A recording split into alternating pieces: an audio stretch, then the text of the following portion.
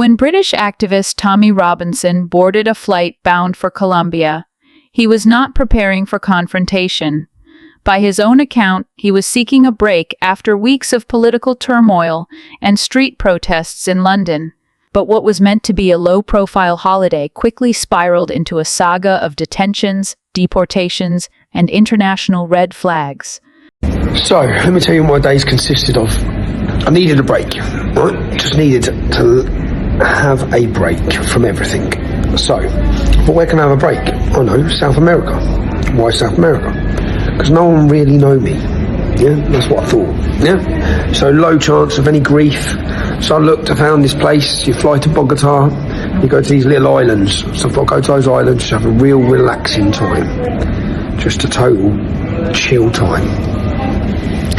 Landed at Bogota, and what do you think happened? Detained, threat to national security, deported. Spent all day in a detention centre, at which point I said, I'm waiting for a deportation back to the UK. So I said, can I not just book a flight somewhere else? And they said, yeah. So I booked a flight to Panama. Landed in Panama. What do you think happened? Detained, being deported.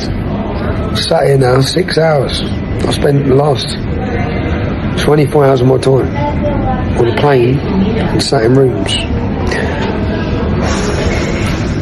Threat to national security. So Colombia, the country that exports what? Beautiful women and narcos. that's it. Deems me, because of my political beliefs. There's no other reason due to my political beliefs. Now, some of you may remember this happened in Mexico 2 years ago when I landed with my children. But Mexico, I got the recordings of their agents telling me that the British had told them not to let me in. And I needed this little break again, man. But here I am, sat currently in Panama's detention room, awaiting. It's better than Bogota's one. Just a couple of people here. I went and bought more pizza because they let me get food. So I come down with pizza. My man's got some chicken and chips over there. 6 hours I got till I'm on a deportation flight. Hope you're all having a nice little relaxed time, yeah? Robinson's journey began in Bogota, Colombia, where he expected anonymity and calm. Instead, the moment he stepped off the plane, he was intercepted by airport security and informed he would not be allowed to enter the country. Colombian authorities branded him a threat to national security, a label usually reserved for suspected criminals, extremists, or politically sensitive figures. He spent hours in detention before being placed on a flight out of the country. The rejection from Colombia might have been explained away as a bureaucratic overreach or misunderstanding. But the story didn't end there. Robinson's next stop was Panama, a seemingly safe alternative. Yet, upon arrival, the activist faced the same ordeal. Authorities detained him once again, citing national security concerns. After only a few hours on Panamanian soil, most of them inside a holding area, Robinson was ordered to leave. This double rejection raises questions that stretch beyond Robinson's personal plight. Why would two separate Latin American governments independently decide that the controversial figure posed such a risk that he could not even be permitted as a tourist? The answer may lie in Robinson's notoriety. Over the past decade, Robinson has become one of the most polarizing figures in British politics, known for his founding role in the English Defence League, EL, and his hardline criticism of Islam and immigration. His activism has brought him both a loyal following and repeated clashes with the law. For governments abroad, particularly those sensitive to issues of extremism or international reputation, Robinson may appear as a political lightning rod. Colombia and Panama, both of which grapple with their own security challenges, may have judged that admitting Robinson would create unnecessary risks, whether of public unrest, diplomatic backlash, or reputational harm. Robinson's deportations underscore how globalized political reputations have become.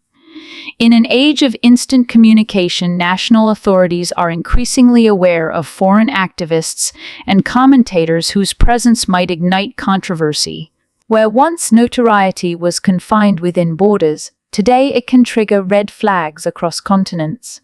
What remains certain is that Robinson's attempt at a quiet holiday has instead turned into a cautionary tale about the price of political infamy in a hyper-connected world.